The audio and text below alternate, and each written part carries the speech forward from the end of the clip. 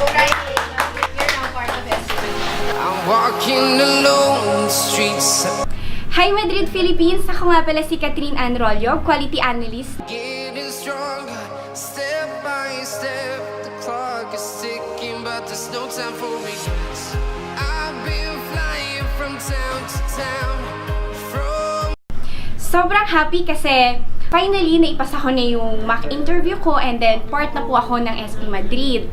Tapos po, ang may papayo ko po sa mga trainee natin, una, dapat alam mo pong i-contain yung sarili mo. Hindi ka dapat nagpapa-affect sa mga emotion mo. Ikalawa, dapat wag mo i-limit yung sarili mo dun sa mga bagay na alam mo lang. Kasi every time, marami ka pa rin matututunan.